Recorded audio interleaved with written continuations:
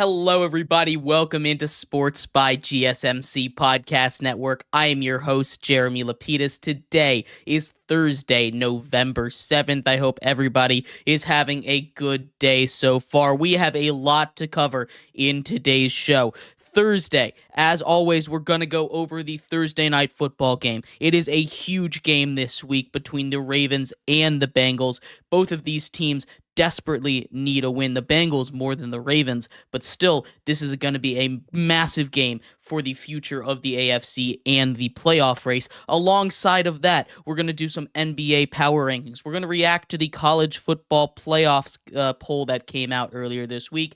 And of course, as we get halfway through the season, we have our rookie report and our mid-season awards show. So make sure you stick around for all of that. Before we get into it, remember, if you would like to be an even bigger part of the show than you already are, all you need to do is go to gsmcpodcast.net. Or if you are on YouTube, you can use that super chat feature.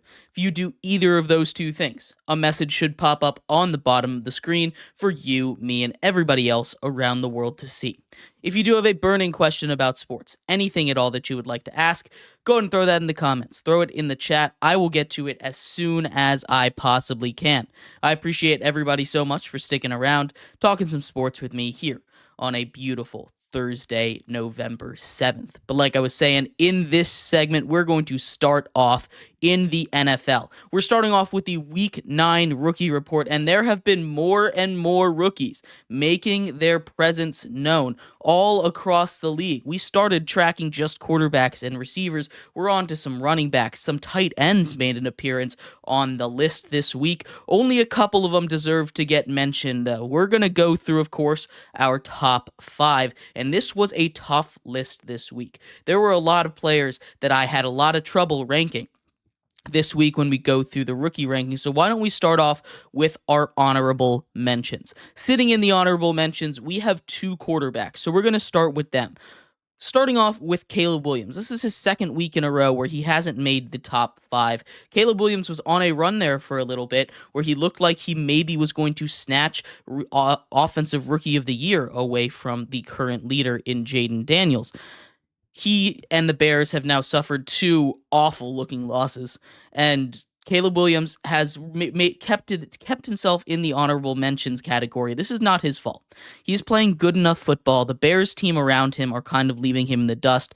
He ends the day a little bit over 50% passing, 22 for 41, 217 yards, no interceptions, no touchdowns either. Not too much on the ground to add. Not his greatest day, so he stays in the honorable mentions. The other quarterback that's joining him in the honorable mentions, that's Bo Nix. A lot has been said about Bo Nix by me and by many others. Bo Nix, a guy that he's kind of boring. He's doing a lot of the things right, but he's been kind of boring. He had stats in receiving, in rushing, and in passing. He had the triple threat of stats right now. So that's impressive in its own right, but none of them really meant too much. He didn't do too much. As always, his completion percentage is always pretty solid. 19 for 33, adds 233 yards through the air. No touchdowns in interception. He did manage to catch a touchdown, a really nice catch on a throw from Cortland Sutton, a 2-yard reception for his first career receiving touchdown. Added 36 on the ground on 6 carries. Nothing too great, but that Broncos offense, he made too many mistakes, wasn't really there 100% of the time when he needed to. He didn't end up throwing too many interceptions or turning the ball over too much, but still something to keep an eye on. Bo Nix is the second quarterback in our honorable mentions. And then we got 2 receivers I want to talk about real quick. We'll lump them together here. Malik Neighbors, once again, very high volume, 9 catches. He's at over 7 catches in almost every single game since he's returned from the concussion. He didn't crack 60 yards, though. That's more on Daniel Jones, I think, than anything else. But here's a guy that went over 100 yards against Washington in their first matchup. There was no reason why he couldn't have done that again. Did not get it done. He sits in honorable mentions, along with a first appearance of Ladd McConkey on our rookie report here. He sits in honorable mentions. He almost made the list. 5 for 64 for him. He had a couple of long catches. He's been really, really good for Justin Herbert and the Chargers. He's been one of the reasons why they've been able to air the ball out a little more, made that offense a little more modern as opposed to just running the ball. Those are our honorable mentions. Now we get into our top 5. At number 5, another Giants rookie. How about Tyrone Tracy? Tyrone Tracy, 16 carries for 66 yards. His second game really as the full-time starter. This was by far his worst game, but he's always done a really good job. This is not someone that I'm giving up on in Tyrone Tracy. Adds a catch for 3 yards through the air. The Giants offense still is trying to figure a lot of it out. This is not on Tracy. I still think he had the 5th best rookie performance. Not really something that's too exciting that you really want to write home about, but there weren't too many oh my god performances from rookies this week. There were a lot of really solid ones, but 4 of them were the ones that really stuck out. So getting into the real top, the top 4, we're going to start with Rome Odunze. Cracks 100 yards for the second time in his career. He was the go-to guy for Caleb Williams. Seems like he's having issues, Caleb Williams, with DJ Moore. Maybe we see a bigger target share go to Rome Odunze. There's that rookie duo right there. Maybe they get something a little bit more going. Obviously, Keenan Allen hasn't been his best self all season long. You have now what was supposed to be a really elite wide receiving core kind of boiled down to one guy that's seemingly in, and that's Rome Odunze. So maybe we start to see him kind of buck up his numbers a little bit. He's been solid all season long, but not a guy that you point to as amazing yet. But he gets the number 4 rookie, breaks the 100-yard mark. Pretty good game for him. Getting to number 3, and this is on low touches, Ray Davis of the Buffalo Bills. How about Ray Davis coming out? His emergence on this Bills team has really struck them into another kind of level offensively. They already had a nice run game going with, They already had a nice run game going with James Cook, but the addition of Ray Davis is kind of this change of pace guy, a guy that both of them really have good hands, both James Cook and Ray Davis, but that he breaks a second long touchdown catch, this time over 60 yards. He doesn't have too many carries on the ground, but he's explosive. You get him the ball in space, he's going to make something happen, and he's made something happen about 3 weeks in a row now. Ray Davis deserves a couple more touches, not to say that he needs to cut into James Cook touches, but he's a guy that I think the Bills are going to start funding a little bit more offense into, designing a couple more plays for the way that he has been playing in these last couple of weeks. Our number 2 rookie of the week, that goes to Drake May. How about Drake May going out there and showing the Patriots that they have a future in him?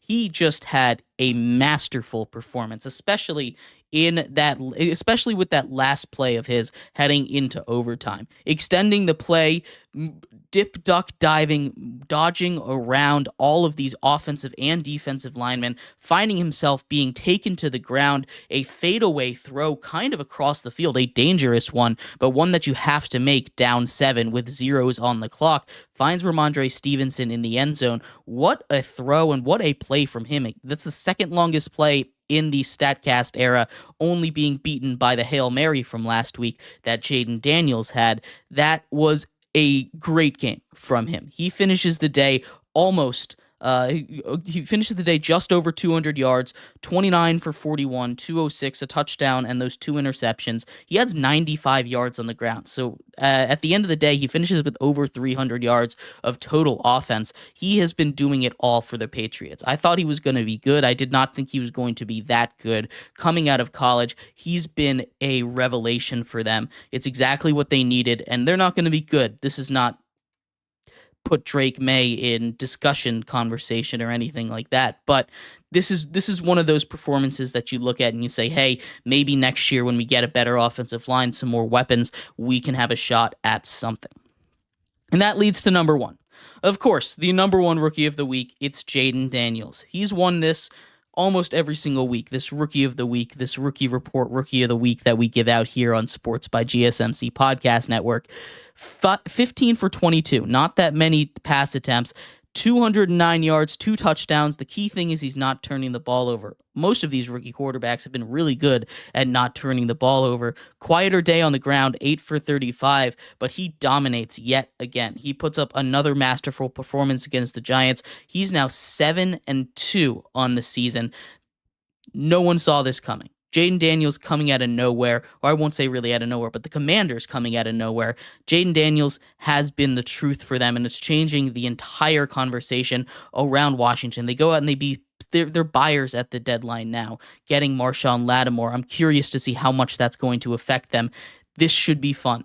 But Jaden Daniels, winner of the Rookie of the Week for us here in the NFL Week 9 Rookie Report. Usually at this point, we do a who's leading the polls for Rookie of the Year, Offensive Rookie of the Year. But with our next segment, the Midseason Awards Show, we've got it baked into it. So make sure you stick around to hear where these rookies stand, as well as MVP, defensive rookie, defensive and offensive players, as well as comeback and coach of the year. We'll be right back with the Midseason Awards Show coming up next here on Sports by GSMC Podcast Network. I feel like I'm losing my mind. Is everybody in the world blind? Please, Lord, give me a sign, a sign. I feel like I'm losing my mind.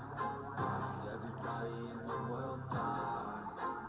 Please, Lord, give me a sign, a sign. I wanna be the greatest. Everybody on the fake shit. I look around and feel like everybody is the fakest. I make this every day and I'm impatient, hoping one day I blow up from the basement. Statement, the top is so vacant. I don't need shit that I think is amazing. Waiting for my day when I'm playing sold out shows for 1,000 faces. Hey, give me that crown, get in my way and to be put down. It ain't your place, all this my town. If I want that shit, then I'll get it right now. I'm losing it, the news it fits. I'm losing shit, a stupid myth. You choose to live or choose to dip. You choose to fight or lose your grip and lose a gift. Oh, I feel like I'm losing my mind. Is everybody in the world blind? Please, Lord, give me a sign, a sign. I feel like I'm losing my mind. Is everybody in the world blind?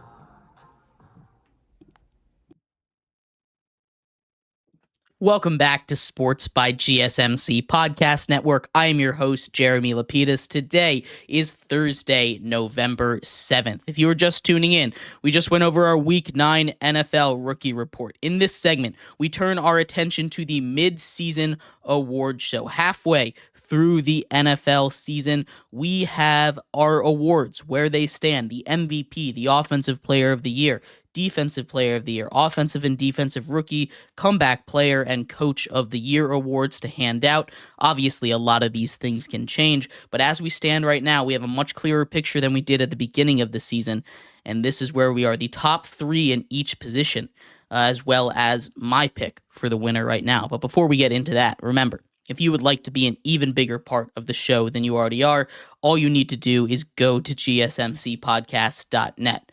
Or if you are on YouTube, you can use that super chat feature. If you do either of those two things, a message should pop up on the bottom of the screen for you, me, and everybody else around the world to see.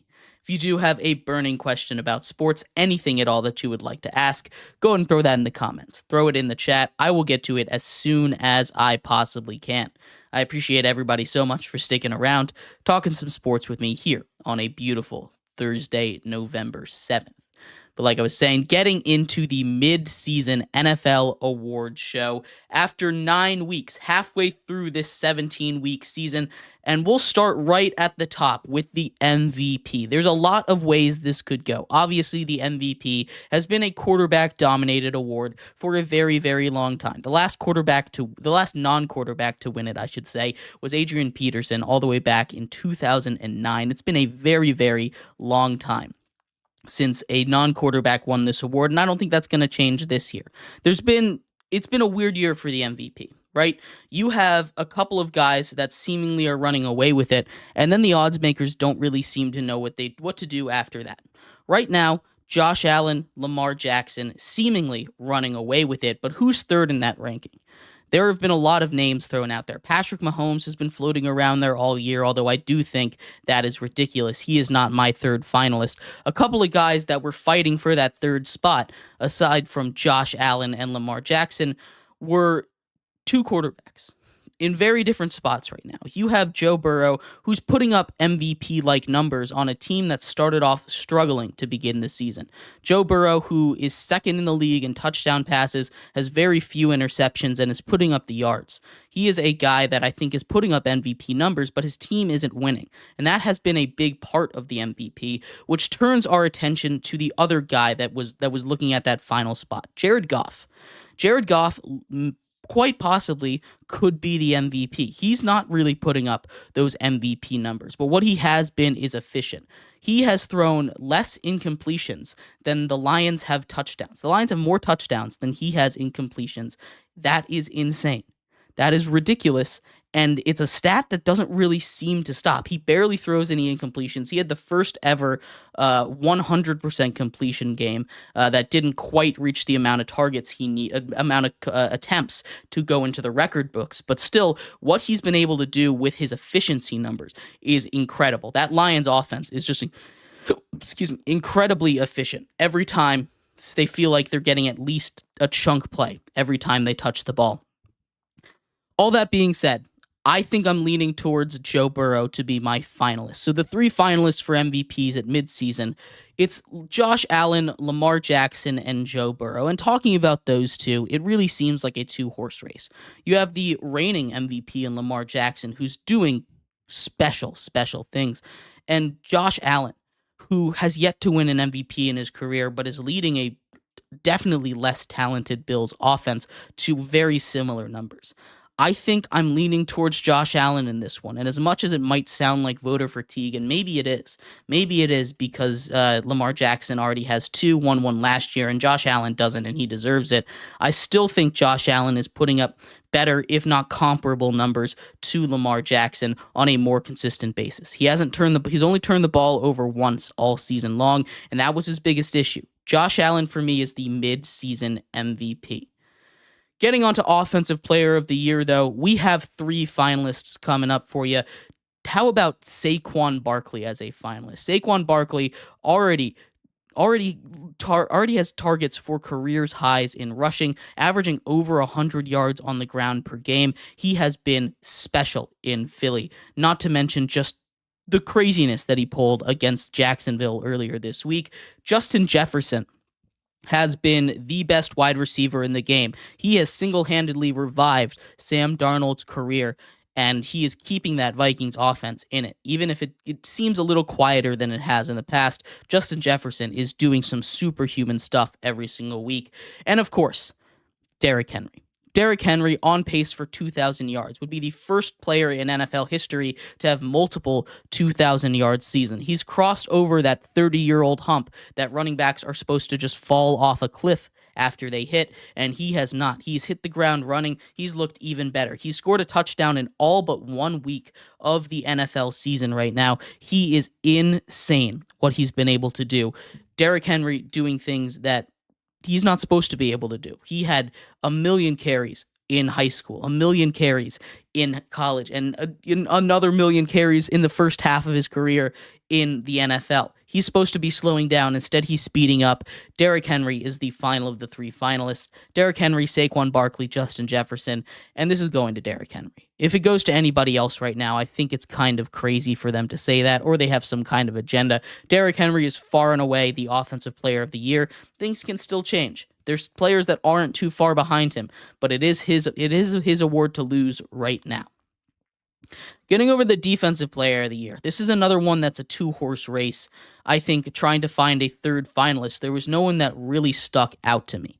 Xavier McKinney came over to the Packers earlier in the offseason, and he had an impressive streak through the first 5 weeks of the season, got an interception in each of them. I believe he has 6 interceptions now on the year. It's very hard for a defensive back, even harder for a safety to win the Defensive Player of the Year award, but I think he deserves a shout out over there. Xavier McKinney is one of our finalists for the Defensive Player of the Year. We also have TJ Watt. TJ Watt has just been a wrecking ball for every single game he goes out there. He's been a wrecking ball. He had a little bit of a stretch there where he didn't have a sack, but he was still making a difference. He seemingly makes superhuman plays every time he needs to. He is the clutch. The Steelers find a way to win 9 games a year, and I think 6 of those happen because of TJ Watt. He is one of our finalists, and of course our third finalist, Dexter Lawrence. How about Dexter Lawrence of the New York Giants, a defensive tackle leading the league in sacks? Sexy Dexy is one of the best all-around pass rushers, run stoppers, probably the best defensive tackle in all of football. He is incredible. He is the reason, the anchor that Giants defense has been able to even slow anybody down. They're doing something special over there, and Dexter Lawrence deserves a little bit of talk.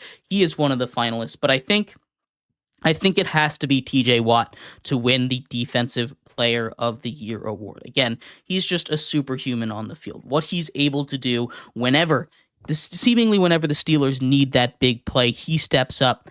It's just insane to watch him do it. TJ Watt, Defensive Player of the Year.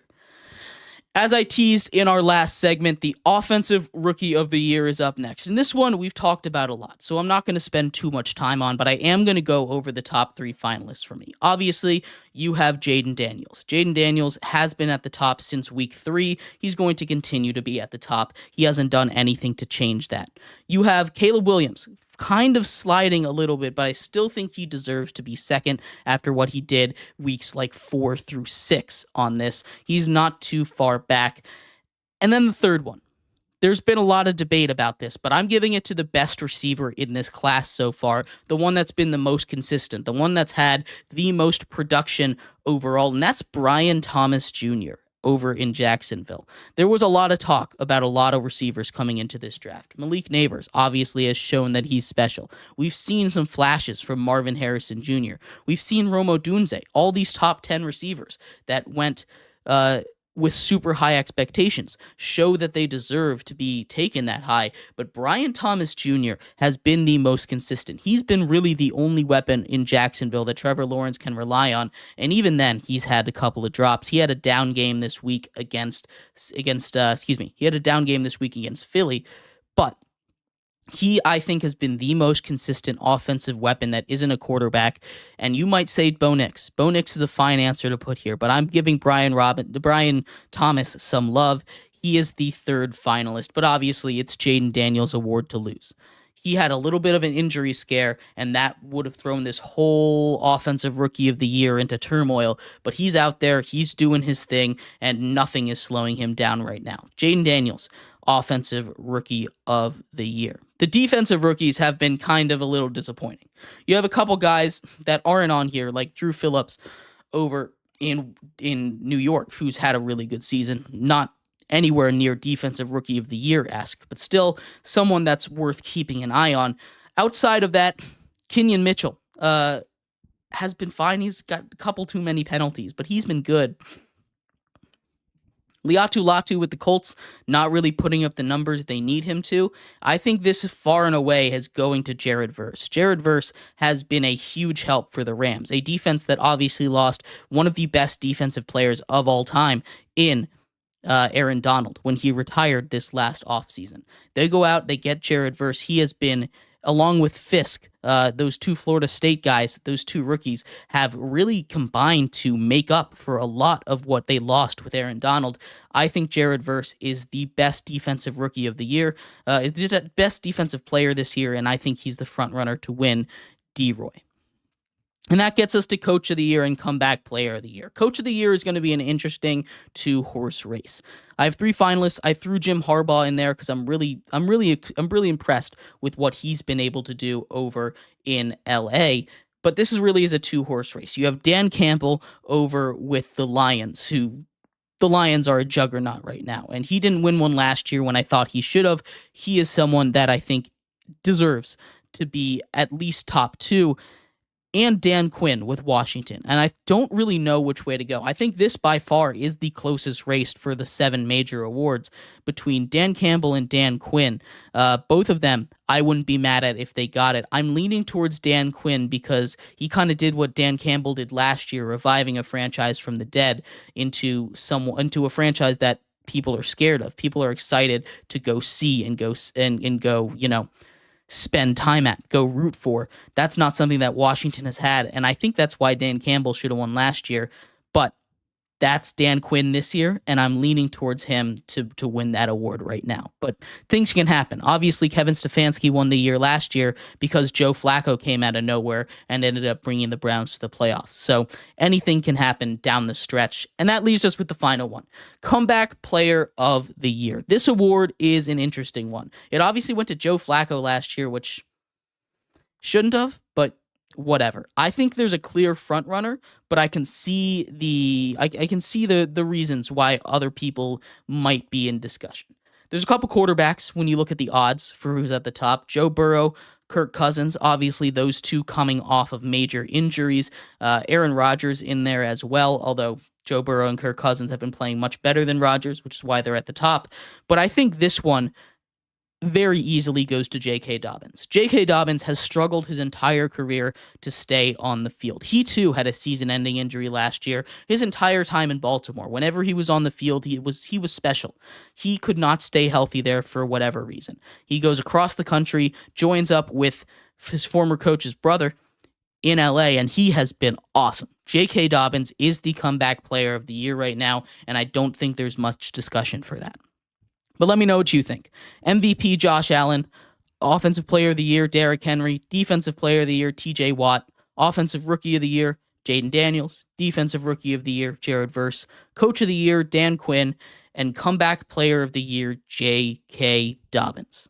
We're going to take a quick break here. When we come back, we turn our attention to the NBA. We have a brand new NBA power ranking coming out for you here. We'll go over all 30 teams, where they rank right now, as we're just about 2 weeks into the season. Talk about all of that and more coming up next here on Sports by GSMC Podcast Network.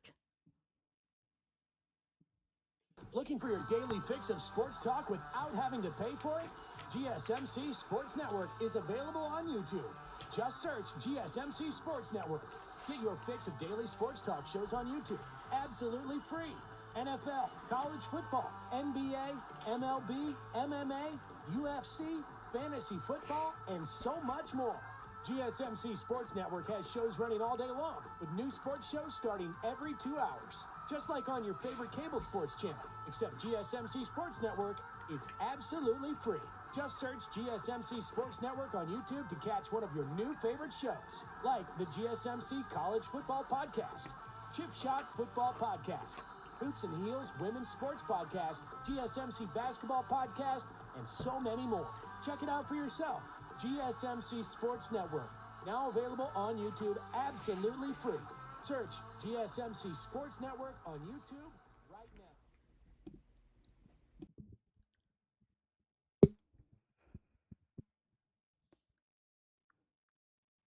Welcome back to Sports by GSMC Podcast Network. I am your host, Jeremy Lapidus. Today is Thursday, November 7th.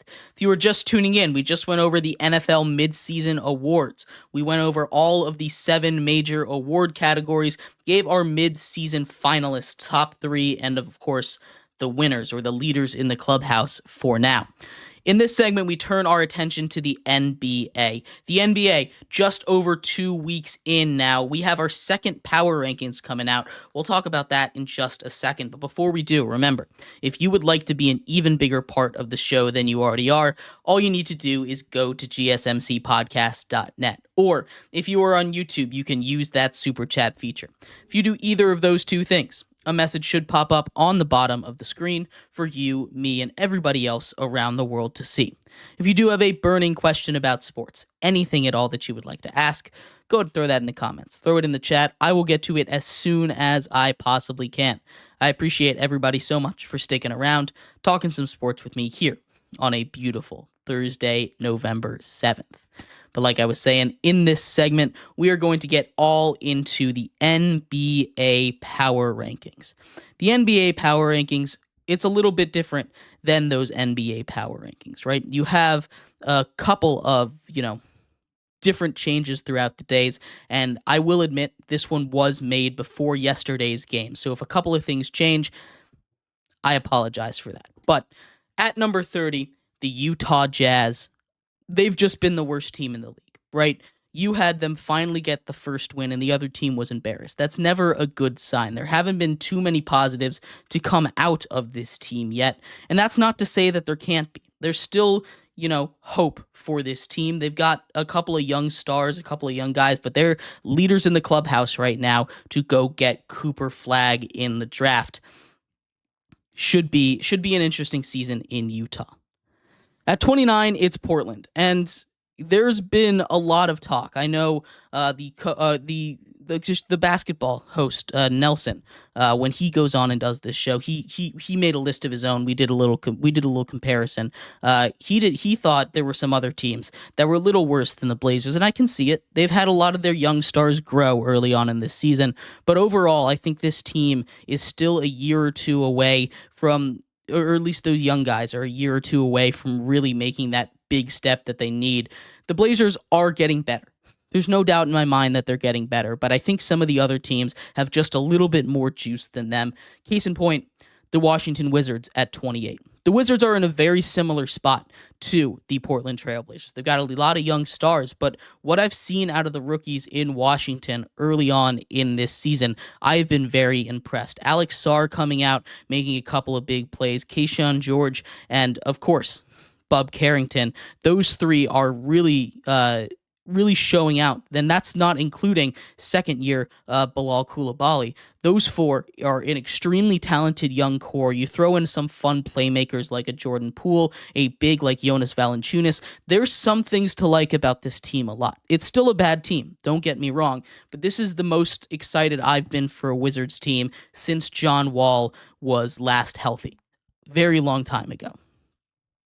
At 27, it's the Detroit Pistons. And again, another one where we're seeing some of those young stars develop. That's what a lot of these teams at the bottom are. Probably we're going to say the same thing for about the next 3 or 4 teams, if I'm being honest. But the Detroit Pistons still have a little bit of life in there. We've seen a lot of growth out of Cade Cunningham, even last season. And now that they have a competent coach, something that they did not have all of last season, this is a team that you can still kind of see a little promise. Again, still a bad team, but there's a couple of options out there. There's a couple of guys that you take a look and you say, you know what? They might not be that bad. At 26 is the Charlotte Hornets. You talk about young stars. These stars aren't as young. LaMelo Ball, obviously, you saw Brandon Miller hit a buzzer beater the other night. This is a really, really young team that just can't stay healthy. If they can stay healthy, they have a shot at a play-in spot. And I know that doesn't say too much about a basketball team in the NBA when, 2/3 of the league make it to at least a play-in spot. But this is a Charlotte Hornets team that has, again, a lot of young guys, and as long as they can stay healthy, they're better than those bad teams if they can stay healthy. And that's a big if. They haven't proven they can do that yet, and I'm still a little concerned. So they're going to hold out at the bottom just a little bit longer. At 25, it's the Brooklyn Nets. They seem to have some magic. Dennis Schroeder every once in a while just goes on a little bit of a run. Cam Thomas, when he gets hot, he gets hot. And this is a Nets team that, again, bad. They're not really playing for much, but they have a couple of guys that just every once in a while for a week or two can just go on this kind of run that makes you think, hey, maybe they can be something. But they're smart. They're not going for anything. They're just having fun out there, playing spoiler. The Nets are at 25. At 24, it's the Spurs. Losing Greg Popovich, I think, is a huge blow, and I need to see how they do without him. But Chris Paul has really helped this team out. Jeremy Sochan has taken a huge step up this season. He had a lot of duties that he wasn't prepared for as a point guard last season. Victor Wembanyama taking a lot of jump shots. I'd like to see him get inside the paint a little more. I know he's not really built to, go bump with some of those big men down low, not going to compete in a box out competition with Steven Adams, but he's a guy that I think you can get him down in the block a little bit more. He's still a scary defender, and he's got the ability to hit those jump shots. So it's not the worst thing, but there are a couple games where he's cold and you'd like to get him a couple of shots inside the arc, inside the paint, and he's not always getting there. At 23, the Bucks, and this is a team that I understand if you have lower, but whenever your team has Dame and Giannis on it, I don't care what's going on with your coaching staff. I don't care what's going on with your defense. You are not the 29th best team in the league. You're not the worst team in the league. This is a team that has a lot of issues, don't get me wrong. They're sitting at 23 for a reason because they can't figure out that defense. They had the same issue last year, and I don't know why they continue to employ Doc Rivers. But this is a team with oodles and oodles of talent, and you cannot sit here and tell me that this is a team that you would not be scared of if you are facing them in a 7-game series. They are a team that on any given day, Lillard can drop 50, and Giannis every night is dropping 35 and 12, right? This is a team that you do not want to mess with when they're on. They have not turned that switch yet, and that is very concerning. Don't get me wrong, but this is a good Bucks team. I'm not sounding the trade Giannis alarm bells yet, although I have heard a lot of that. Something I don't quite understand. 22, it's the Sixers. We finally saw some Paul George. Now we need to see him play with Joel Embiid. Joel Embiid suspended for shoving a reporter. I'm going to hold out too much judgment on this team. Injuries, again, something to just be aware of. Paul George coming in, I don't know if he's really going to lead the team on his own, but he's fine. This is a team that is preparing more for the playoffs than the regular season anyway, and they're going through their own whatever, their own stuff. But I really would like to see Paul George and Joel Embiid together soon, and we're just going to have to wait a couple more days, a couple more games for that to happen. At 21, it's the Hawks. Trae Young does this thing where he just becomes one of the best point guards in the league on a really bad team every once in a while. He still is one of the best point guards in the league. This Hawks team just doesn't have the juice around him, and that's fine. We all knew that heading into the season, but Trae Young is willing this team further than it should right now, and that's not even very far 2 weeks into the season, but still 2 losses to the Wizards, not very good, but Trae Young playing amazing basketball. He alone is the reason they're here at 21. At 20, it's the Bulls. They have this same thing. They have very ineffective devil magic where they find a couple of guys. Vucevic right now is playing really good basketball. Zach LaVine healthy right now, which is important. And they're gonna see that and they're gonna say, you know what, we can compete. Let's not blow it up, which everyone thought they were going to. You have Josh Giddey playing some of his best basketball of his career. They're going to come crashing back down to earth, but 20 really isn't that high up in the sky, so it's not going to be too big of a fall. The Bulls hopefully will learn their lesson and not go all in, even though they can't really go much further in or, that far out because they don't really have the assets anymore. The Bulls need to just go and tank. They're kind of like the Saints right now. The Saints kept pushing it off, and now you see where they are. That's why you don't do that. The Bulls are in a very similar situation. The Raptors at 19.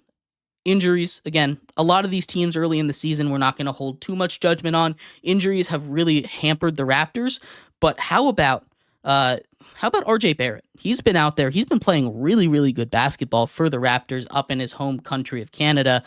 This is a team that, if everyone gets back healthy, they could make a little bit of noise. We're not going to hold judgment on him yet. Injuries are a big part, but RJ Barrett is playing incredible basketball right now.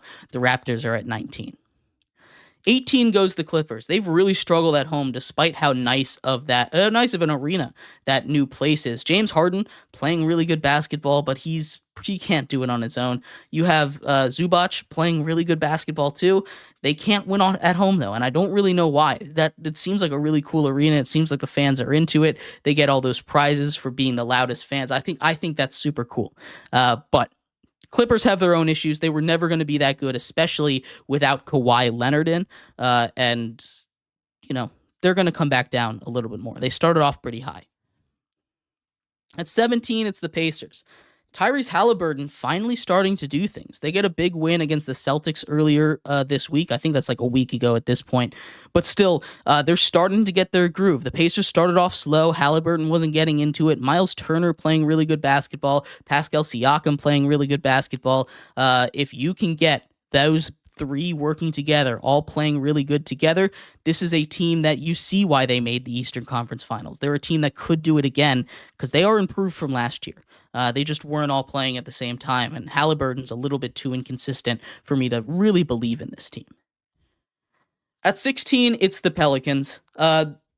Brandon Ingram started off really hot. Zion's played a couple of good games. McCollum's come in there. They've got a lot of pieces that, again, haven't all played together good at the same time, whether that be due to injury, rust, whatever. They just haven't all played together. Again, early in the season, this is a Pelicans team that I think has a lot of promise, but they just need to figure out how to work together. The Rockets here at 15, they're a team that I have a little bit of trouble with. They have these really good nights and these really bad nights.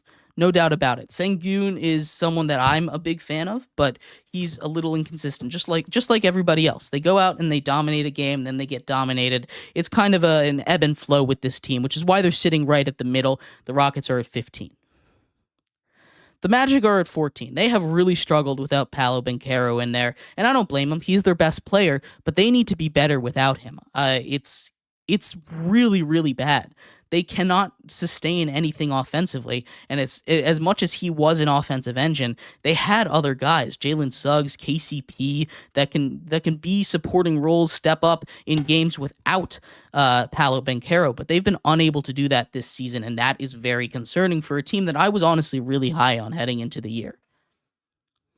At 13, it's the Kings. DeMar DeRozan has been an excellent pickup for them. Sabonis,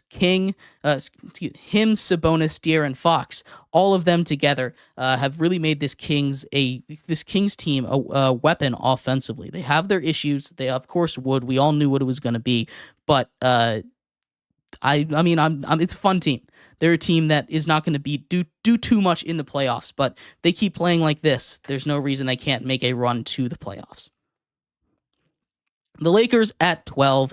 They started off the season hot, and they've kind of cooled down a bit. They're still playing better basketball than last season, but you can still ask for a little bit more out of them. You can still ask for a little bit more out of the old man duo over there. Try to get back to the way they were playing in the beginning, but this is still a really good Lakers team, and it's much improved from last season.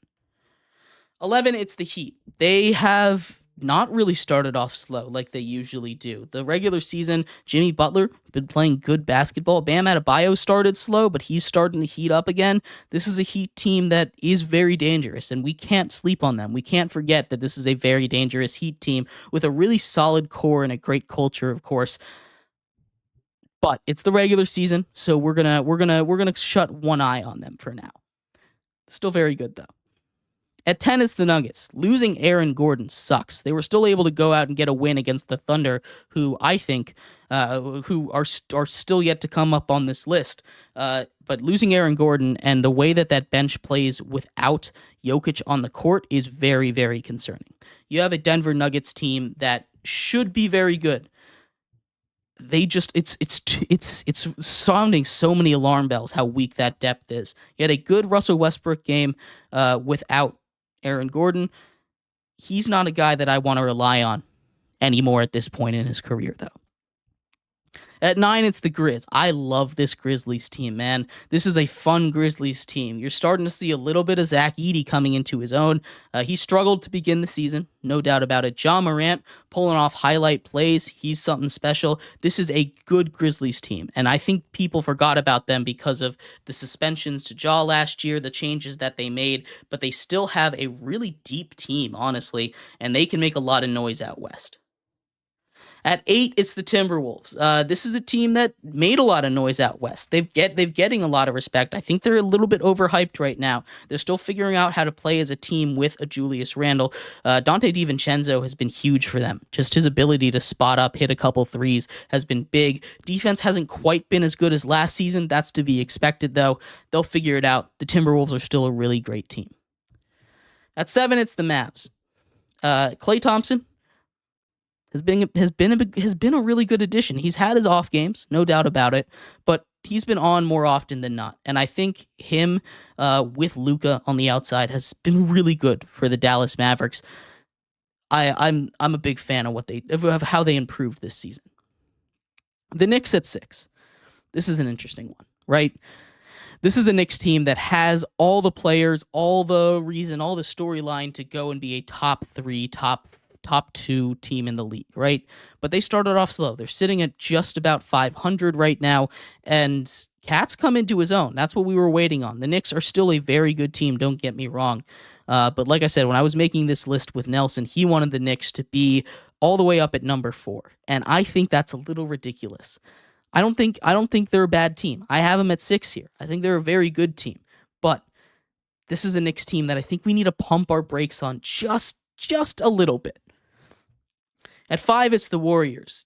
Steph Curry, I don't think I need to say anything else, right? This is a team that's been awesome. Steph Curry came back from a little bit of an injury. He keeps doing his thing, and Buddy Hield, a sharpshooter, if there ever was just simply a sharpshooter, he's come into his own this season at Golden State. He's really stepped into that kind of Klay Thompson role and replaced it. Done a pretty good job. Still have some issues there, but this is a Golden State team that is much better than last year. At 4, it's the Phoenix Suns. Kevin Durant is playing like an MVP right now.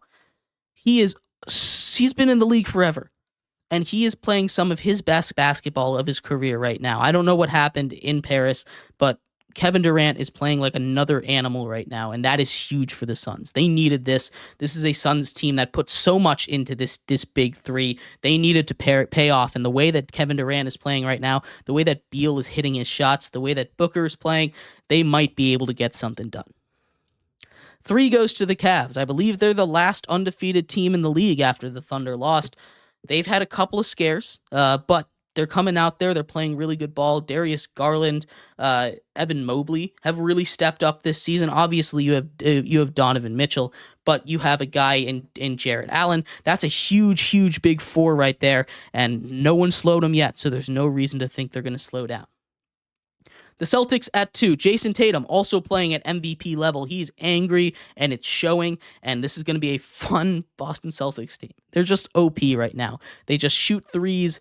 They shoot you out of the gym, really. And they'll have a night like in the first game of the season where they shoot 60% from 3, and you just can't do anything about it. This is a really good Celtics team. They don't really have any weaknesses, which is crazy to say about any kind of basketball team right now with the way that this league is, but the Celtics are stacked. And that leaves us at 1. This obviously was a much more obvious one before the Thunder lost their first game of the season, but still, this is an elite Thunder team. You have incredible defense, great shooting, great playmaking. It checks all of the boxes. I think them and the Celtics far and away are the best teams in the league, and I can hear your argument if you want the Celtics to be at 1. I could even hear your argument if you want the Cavs to be at 1 because they're undefeated, but the Thunder, I think, far and away are the best team in the league right now, even with that loss. And I mean, everyone's developing the way they need them to. They still have all the assets to make a big move too, so anything can happen this season. The Thunder are the number 1 team in the league.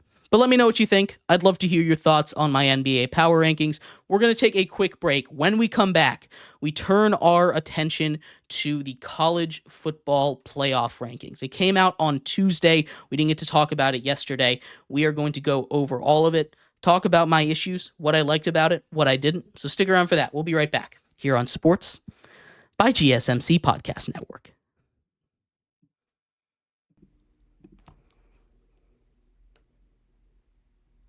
For the best and latest podcasts available anywhere, go to the podcast app on your cell phone and type in GSMC to access free content-rich podcasts on health and wellness, book reviews, sports, entertainment, relationships, social media, movies, technology, finance, and even weird news.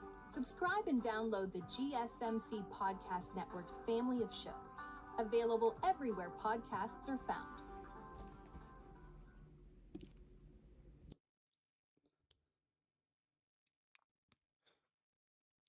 Welcome back to Sports by GSMC Podcast Network. I'm your host, Jeremy Lapidus. Today is Thursday, November 7th. If you are just tuning in, we just went over the NBA Power Rankings after 2 weeks of the season. In this segment, we turn our attention back to football, college football to be more specific. The college football playoff rankings came out, the first one of the kind that shows us kind of where the voters, the committee, are thinking as we head into the first ever 12-team college playoff. We're going to talk about that, where everything stands, in just a second. But before we do, remember, if you would like to be an even bigger part of the show than you already are, all you need to do is go to gsmcpodcast.net. Or if you are on YouTube, you can use that super chat feature. If you do either of those two things, a message should pop up on the bottom of the screen for you, me, and everybody else around the world to see. If you do have a burning question about sports, anything at all that you would like to ask, go and throw that in the comments. Throw it in the chat. I will get to it as soon as I possibly can. I appreciate everybody so much for sticking around, talking some sports with me here on a beautiful Thursday, November 7th. But like I was saying, in this segment, we're getting into the college football playoff poll reactions, right? Lots of things can be said about it. We're going to start at the bottom and work our way to the top. I don't really have too much of a problem with Army being at 25. I know I personally have them higher. I don't mind them being at 25. Their strength of schedule hasn't really shown too much this season. I understand why you want them lower. I'm glad that they are ranked, though. At 24 is where I have my first issue, and that's Mizzou. Mizzou should be nowhere near these rankings. There is no shot that Mizzou has even the slightest chance to make the college football playoff, and I hate that they're even on this ranking. There are so many other teams, even in just the SEC, that I think should be above them. You've got South Carolina, Vanderbilt. Those two teams, I think at the very least, should be ahead of them. There's a lot of other teams that I think should be ahead of them as well. I don't like Mizzou in here. Clemson, I understand, ranked 23. I don't like this Clemson team. I was really high on them. They looked awful against Louisville, who one spot ahead of them. I do like that ranking, putting Louisville one spot above Clemson. I like that a lot. Washington State, Colorado, both getting in the rankings. Love that for them. Kansas State staying in there. Pitt at 18 feels a little bit high. I don't mind that they're ranked, but 18 seems a little bit high for me. Iowa State's good. Ole Miss, I like. LSU feels a little bit underrated. Would like them to be a little bit higher, but 15's fine. Texas A&M, you respect that head-to-head there a little bit. SMU at 13, that is an interesting one. The ACC, and we've talked a lot about this when we're going over the playoff rankings, and maybe it's not, it's not time to do an overreaction kind of situation. But you have a team in SMU whose one and only loss is to BYU, an undefeated team, and it was a close loss where they didn't have their starting quarterback. This is an SMU team that's come out and they dominate. They dominated Pitt, who is 18 in the ranking. I think Pitt should be a little further down because of that, but I understand. Now the question is, what does this mean for the ACC? If SMU wins and Miami loses the ACC championship, does Miami get in? We'll get to the top 12 in a second, but those are the just missed teams. So the first team out is SMU, which is the way they're looking at right now. It sounds like there's no room for error. You're only going to get one bid in the ACC and one bid in the Big 12, which I get out of the Big 12, but I think the ACC deserves two, I think. We'll see, though. At 12, that's Boise State. It's interesting that they put them at 12. I kind of like that they did that, kind of to do a separation. I'm curious if they would have done that with any Group of 5 team. In the kind of idea where like last year there wasn't like a clear great Group of 5 school. It ended up being Liberty that got that New Year's Six bowl. Would they have put Liberty at 12? And that's the question, I think, because I don't mind Boise State at 12. I don't think they're the 12th best team in the nation, but if they're just putting that 12 spot as a placeholder for the Group of 5 school, that's fine. It's not something I mind, but it is an interesting discussion whether they really think they're the 12th best team or if they're just placeholding that 12 spot for the Group of 5 school. At 11, you've got Alabama. I like that. I like Alabama at 11. They're still in, but they're just barely holding on. Notre Dame at 10, like that. BYU at 9. Okay. I know some people like them higher. I don't mind that. I think BYU at 9 is a pretty good spot for them. There's a couple teams that I'd have below them. Tennessee, Penn State, some teams that I would throw below them. I'd move both them and IU ahead of them. But I don't mind that they're there. I'm just glad that they're in the top 10. Same thing with Indiana. Indiana was one of the more interesting ones we were looking at being ranked, right? Indiana's the kind of team where they don't have the pedigree. They're not like an Ohio State, a Georgia, a Miami, where there's this big brand, this big school that you look at and you say, yes, of course they're there. This is the best start in the history of Indiana football. I love that they're up at 8. They've dominated. I understand strength of schedule issues. But as Joel Klatt pointed out on his show the other day, Georgia last year, very similar strength of schedule, very similar kind of win margins. In fact, Indiana won by a touchdown more in their win margins. 100 versus 103rd schedule, and Georgia was 2. So I understand the issue. The other thing that you can point to at that is Georgia lost, and then they missed out on the playoffs. That's something to keep an eye on too. So maybe they're saying, Indiana, you don't have a thing to lose because of your strength of schedule. I'm not entirely sure though. At 7, it's Tennessee. I think that's a little high for Tennessee. I think Tennessee's a good team. Don't get me wrong. Tennessee, that defense is incredible, but I don't trust that offense enough to win a bunch of games in a row, and 7 feels a little high. Same for 6 with Penn State. I was never high on Penn State. You've known that. I've been lower on Penn State than everybody else all season long. I've been, in general, about 4 spots lower than them on Penn State than everybody else. Penn State's a good team. I think they deserve to be in the playoffs, but 6 feels a little high to me. Top 5, like I talked about when we did our college football top 25, it's the right top 5. That is the right top 5, and honestly, I think that's the right order as well. I think it's great. Texas at 5, Miami at 4, Georgia at 3, Ohio State at 2, and Oregon at 1. Oregon, by far, deserves to be that number 1 team. Where it becomes interesting is that 5 seed's a really good spot to be, and I know people talk about that. They play the 12 seed at home. They play the winner of the group of 5, and then they go and they play the 4 seed. So, you basically get the easiest path to the next round. It's not easy necessarily, because I think all these teams at the top are really good, but it is interesting to see how this playoff format's going to work. I'm excited to see how it does.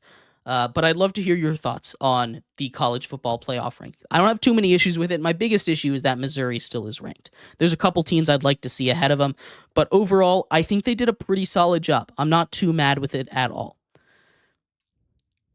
But yeah, we're going to take a quick break here. When we come back, we finish off our show with a Thursday night football preview, a massive matchup in the AFC North between the Cincinnati Bengals and the Baltimore Ravens, a game that went into overtime when they played earlier in the season that saw the Ravens escape by the skin of their teeth. We'll see if it changes this time in Baltimore. We'll be right back here on Sports by GSMC Podcast Network.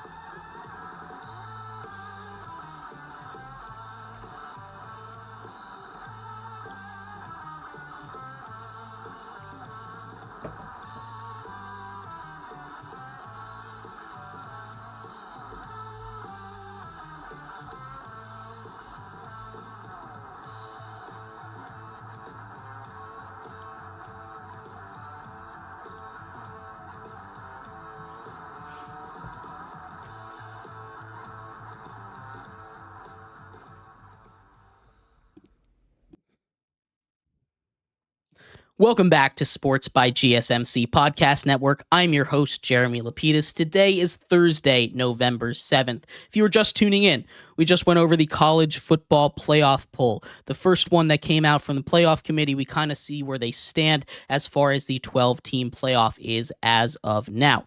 In this segment, we finish off our show with a Thursday night football preview, a massive matchup in the AFC North between the Baltimore Ravens and the Cincinnati Bengals. Two of the top MVP candidates in Joe Burrow and Lamar Jackson going at each other. This should be a lot of fun. But before we get into that, remember, if you would like to be an even bigger part of the show than you already are, all you need to do is go to gsmcpodcast.net. Or if you are on YouTube, you can use that super chat feature. If you do either of those two things, a message should pop up on the bottom of the screen for you, me, and everybody else around the world to see. If you do have a burning question about sports, anything at all that you would like to ask, go ahead and throw that in the comments. Throw it in the chat. I will get to it as soon as I possibly can.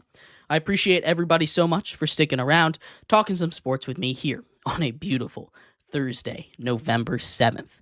But like I was saying, we're finishing off our show here today with a Thursday night football preview, a massive matchup in the AFC North that sees the 4-5 Bengals head over to Baltimore to take on the Ravens, a Ravens team that had a comeback victory against these very same Bengals earlier on in the season in week 5.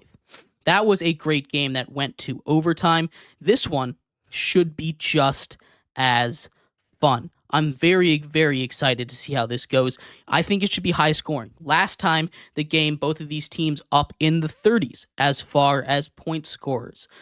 We got into overtime. The Bengals did a really, really good job of shutting down and stopping Derrick Henry. In fact, I think they did the best job that anybody else has done in this entire season. It is incredibly impressive how they were able to shut him down until overtime. A game the Bengals probably should have won, but they found a way to lose at home.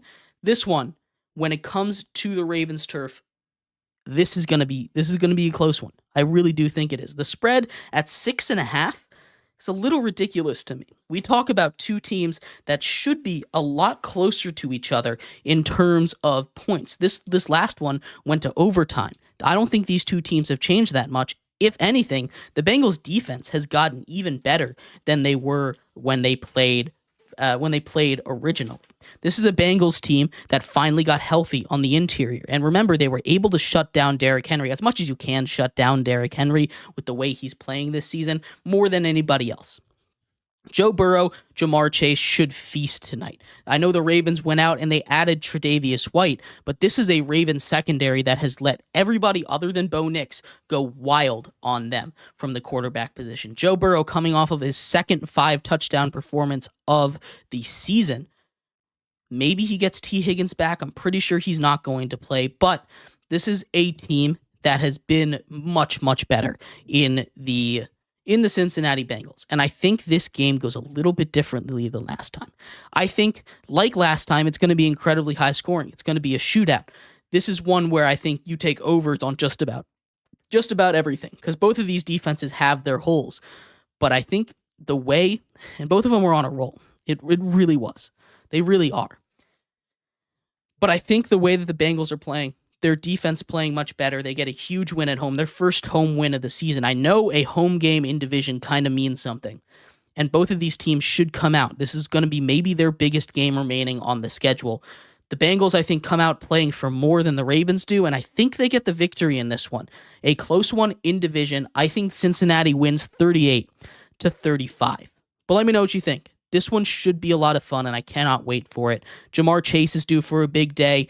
Joe Burrow due for a big day. Lamar Jackson, Derrick Henry, Zay Flowers, all of them going to have big days. I'm very, very excited for tonight. But let me know what you think. I'd love to hear your thoughts, and thank you everybody so much for tuning in to today's episode of Sports by GSMC Podcast Network. I've been your host, Jeremy Lapidus. We'll be back here, same time, same place tomorrow to go over game picks. It is Friday, NFL game picks, breaking down the Thursday night football game, college football game picks, and what is going to be a really good week 11. So make sure you come back for that tomorrow. We'll talk about all of the action for over the weekend. I will see you then. Bye-bye.